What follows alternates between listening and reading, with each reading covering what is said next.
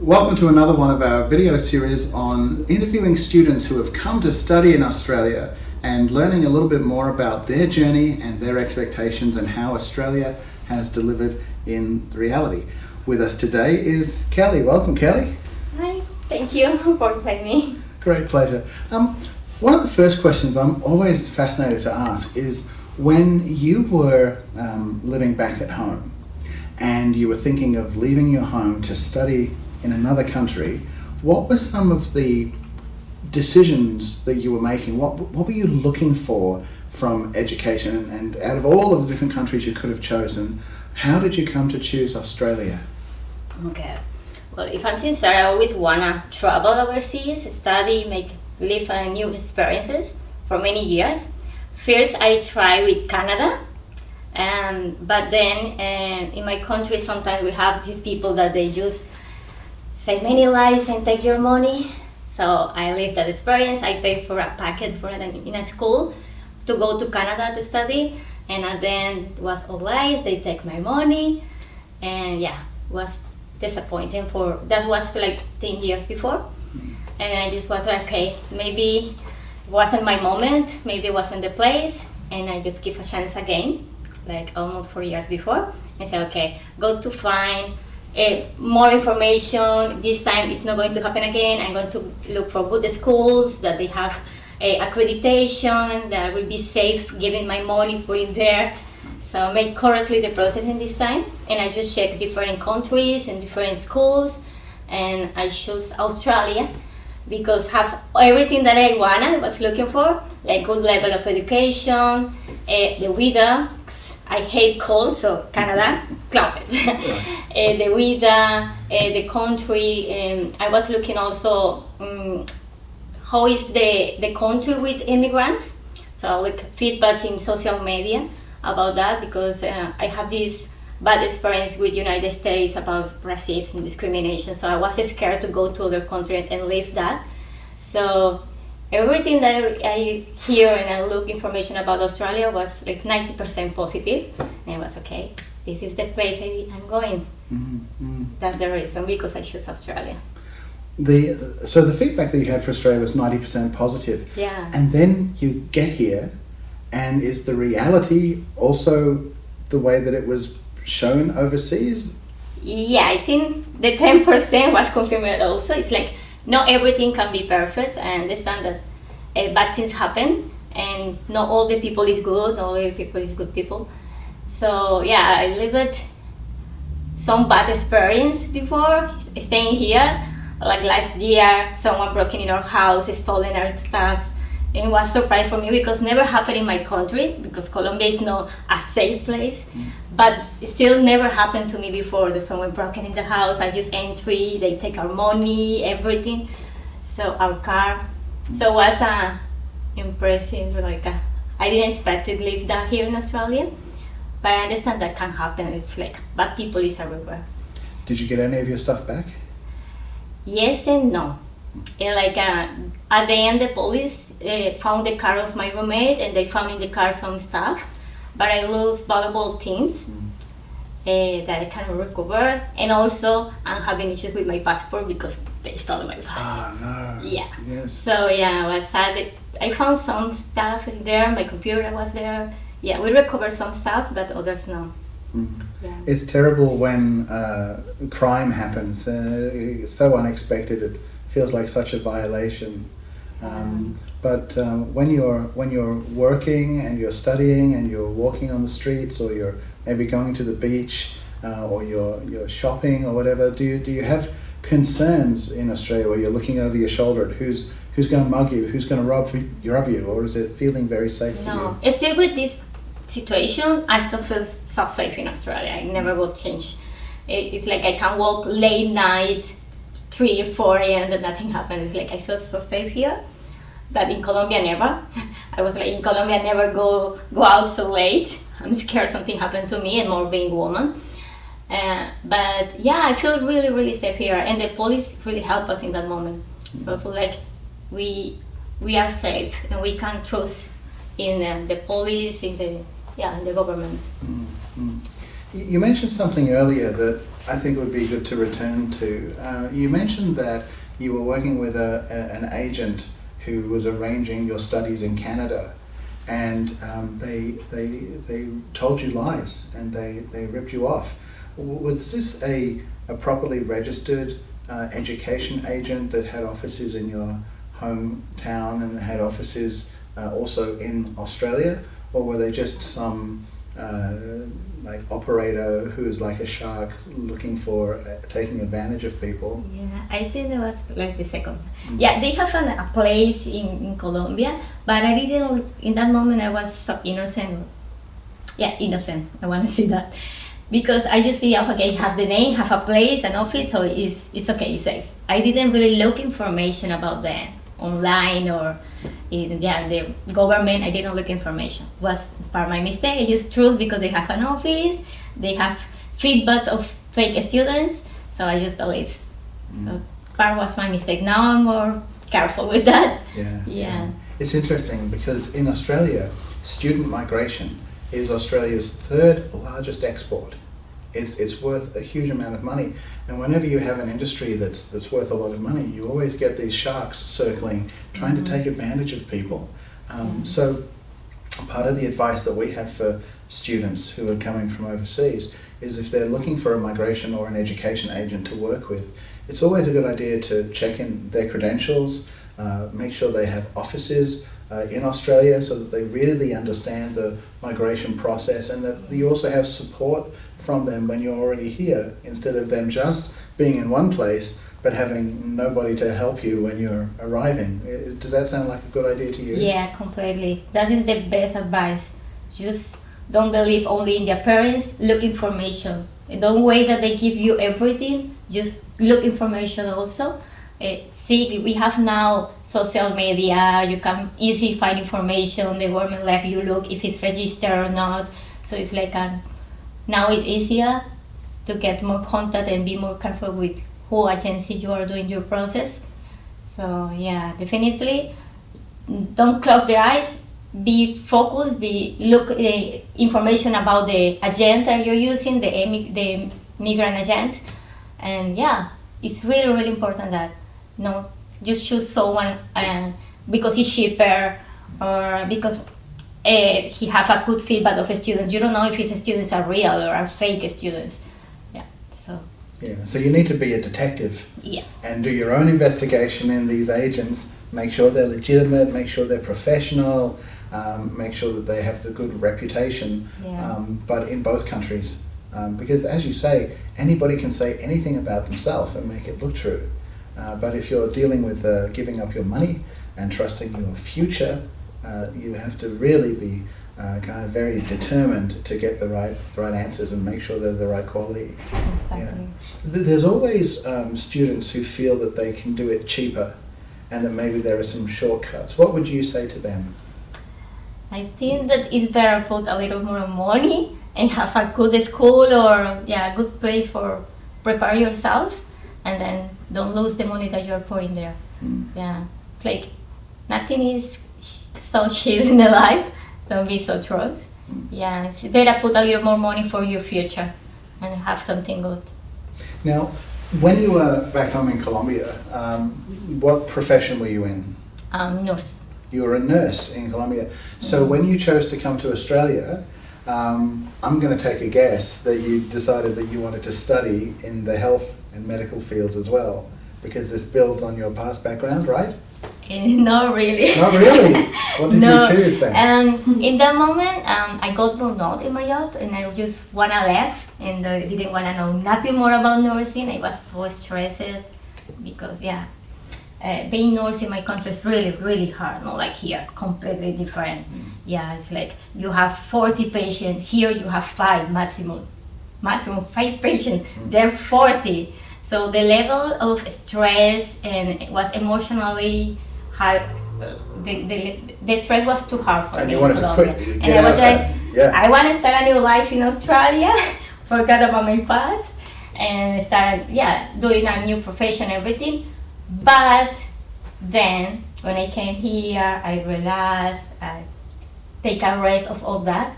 I started to miss it. I was like, oh no, no, no, I really like to be nurse, I really like to help people, so go to be nurse again.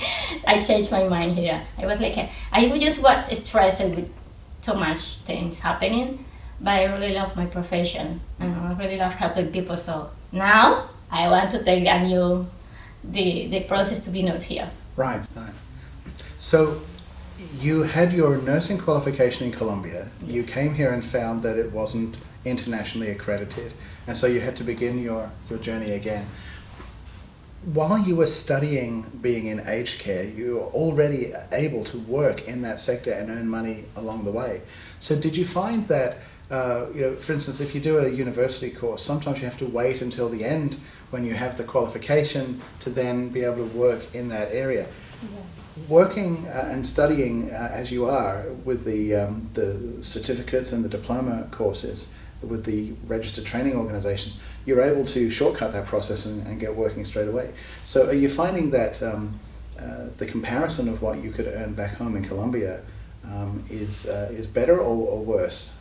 Completely better, completely. And in my own experience, when I finished the university in Colombia, oh my God, it was so hard to find a job. I get depressed, I was crying every day because nobody wanna give me a job. They always ask me, do you have experience? I just finished the uni, how can I get experience?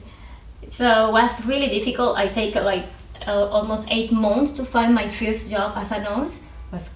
I was coming crazy. I was thinking in just leave and try another thing, because at least in health, I don't know, in other areas, they ask you for many years of experience to give you the opportunity. And I'm like, I just finished the uni, how can I get that experience? And we don't have like the placement here. Okay, that helped me to work in the sector. I finished my certificate, I did my placement, and they give me job. I just finished the placement in June, and they gave me job in July. So I could start to work in the sector easily without experience. Just because I did my placement there, they think I'm good, they gave me the job.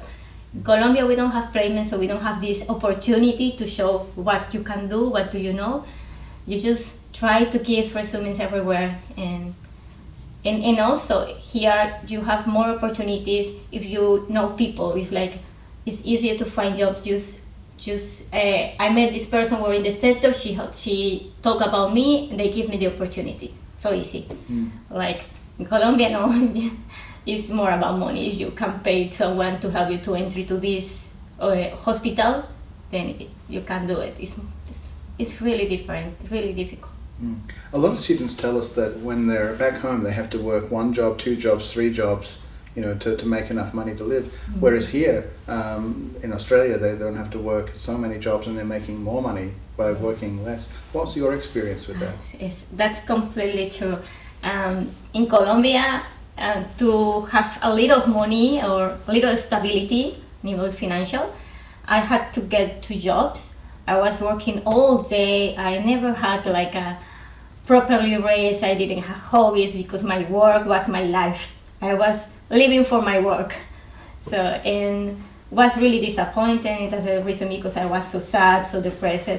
But here it's like with working just 4 hours, you can live like with stability. You have your place. You can eat all that you want. You can eat outside. You can pay for fun and entertainment, everything, and you have time for live the life. So the big change that made me love Australia was that I was working, studying, and having time for fun, for friends that I didn't have in Colombia. Like in Colombia, my life was work, no time for family, no time for friends, no time for me. Here I started to know myself, going to many workshops, going travel. So it's completely different. You really enjoy the life here. You don't need to live working. Just working 4 hours, you can do enough money to do everything that you want. So the quality of life here is much better than in my country. So here in Australia, you can work to live, but in Colombia, you are living to work. Yes, completely. It's a very different quality of life for that. One of the things that always interests me with the student's journey is that you've said a number of times that you love Australia and there's so much opportunity and there's freedoms and everything, and quality of life is better, the earning is better, the money is better. So you're staying here? Is that your plan? Of course. Wow. I hope so. Yes, I'm in that pathway. I hope to stay in Australia. I fall in love more with Gold Coast. I don't want to leave Nepal. So yeah, I'm in that pathway. I hope to get permanent someday soon. So how can students do that? They get points for studying different courses. What's the way that students can get permanent residency here? Well, first, I could say my first advice, or more important advice, is that you get focused and that you really know if you want to stay or not. Don't lose your time. That happened to me. I was like having some fun, enjoy the life here, and when I realized I want to stay, I lose it a lot of time.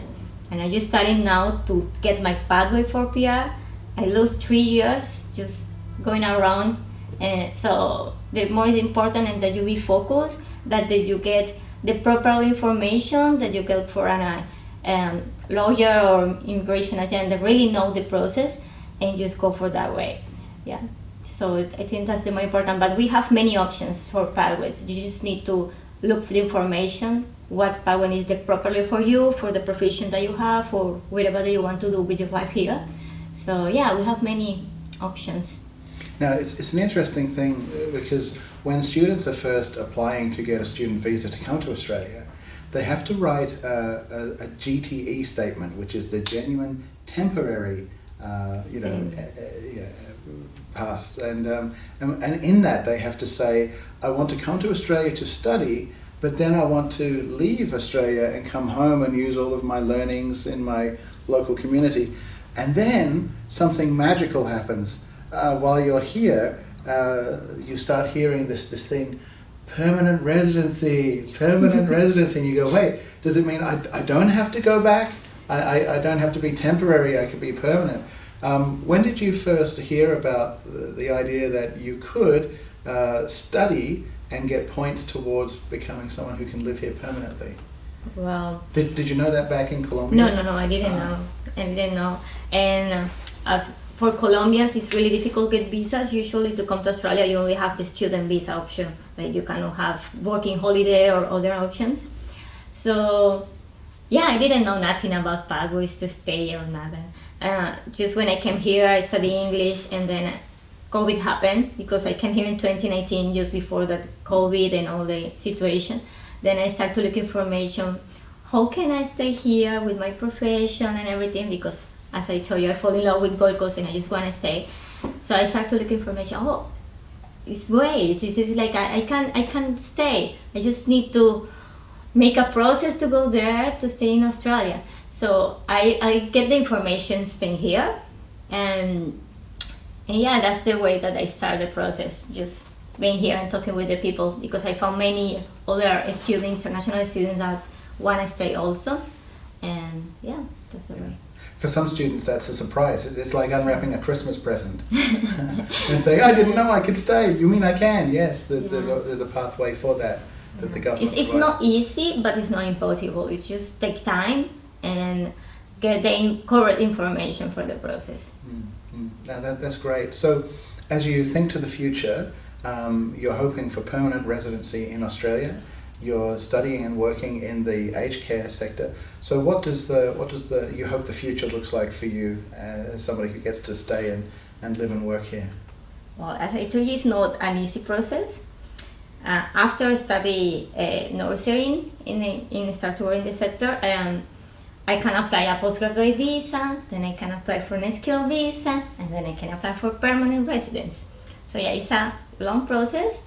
But it's still I will be here, so it's okay. I can do the long process. So yeah, it's not that easy, not impossible. Just a long process. And now that you're here, you have a registered migration agent legal company working for you to help you navigate through that process, right? Yeah. How important is getting the right agent if you were to advise students? You know, find the cheap agent who can get you a visa, or find the one that actually knows the path and can help you make your life here. What would you advise to students how to find a good agent? Well, the government have a page where you can check if the agent is really registered, if they really know what they are talking to you. And so I think the important is that check that the agent is really registered, that it's really for immigration, because there are many lawyers that they offer you help you, but they don't really know all the changes, because this changed a lot. It's like 2 years before, 1 year before, childcare was in the pathway. Now it's not, or have some changes in that one. So I think it's really important to have someone that is constantly getting the knowledge about the changes that this have, because it's like the law can change all the time. They can make changes, and maybe the power that you were taking, that this happened also to me before, because now I'm in the diploma of community service, and this is supposed to be pathway, but now it's not pathway in Gold Coast. I had to start in Tasmania, and I didn't know that one when I did the process with my first agent. So yeah, that make it change my pathway again, because now community service is not pathway in Gold Coast. So yeah, it's important to know the changes that this, because it's not like they say like community service is pathway for PR. This can change in 1 year, in 2 years. So you need to continue getting the knowledge. If it's still in the process, if you can still take this pathway, or you need to change. That's right. Yeah, that's right. that's And the reason for that, for the viewers, is that each area of Australia, they have a look at how many jobs they're going to need in each industry, how many skilled workers they're going to need. And some of those skilled workers are coming from international students who are getting the qualification.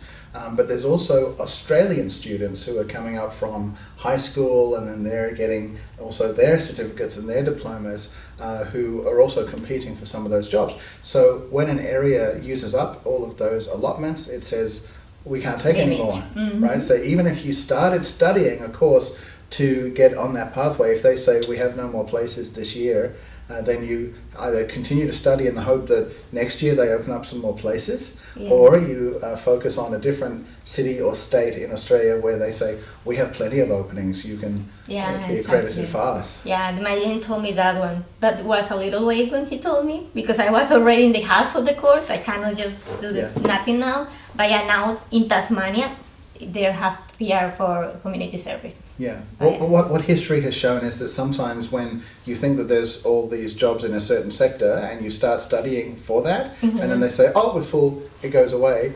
Next year or the year after, it comes back again. So you just keep on track, because the opportunities, it's fluid. It's fluid. Every year, it's a fluid situation. So finally, Kelly, what are 2 things that you wish you had known before coming, that you think is really important for students from anywhere in the world to know before they come to Australia? First, that is a process. Don't get frustrated, because many agents, they told you, you go there, in 1 week you find job, 1 week you find house. That's a completely lie. If some people is lucky and they found it, but it's not like it's going to happen so easy. It's a process, it's difficult, you will be crying, you will be having many bad experiences, good experiences, until you find the correct place. So don't get frustrated if you don't find everything just coming. Everything is a process. Take it slowly, enjoy the process, and at the same time, live the experience and know people. It's really important to know people here. You are not from this country, so the people that you met is going to be your friends, going to be your family. You are alone here, so try to be more social, open with the people, and give a chance to the country to fall in love, like me.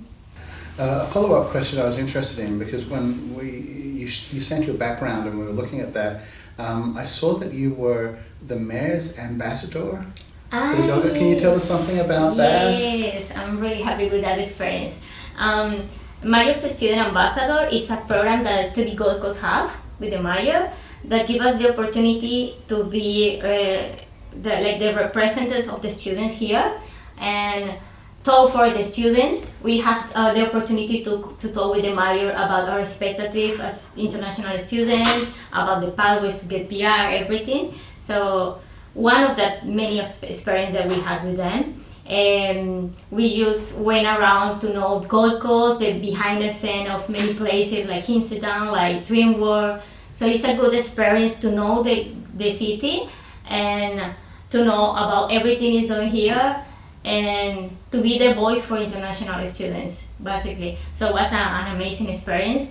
Like, I think if I haven't been living that experience, I couldn't be here. Because I was so shy to talk in front of people, and with them we had to talk in the news, we had to talk in an auditory with many people, so it was an amazing experience. And also everyone is the international student that want to try, is every year, and I really will invite you to try it. It's going to change your life. And yeah, like I can't believe I'm talking in front of camera and in front of people and more in English. Still, my language is hard. So yeah, it's an amazing experience that I will invite everyone to do it, and it's really easy for all the students, international or domestic, and it's a big opportunity to know Gold Coast, to live new experiences, to learn, grow up, personal and professional. So yeah, and it's really a good experience. That's fantastic. Thank you, Kelly. Thank you. If you're interested in any more of the topics that we've been discussing, this video will be interactive, and so on the screen you will see various points that you can click to drill deeper into some of the topics that we've been discussing today.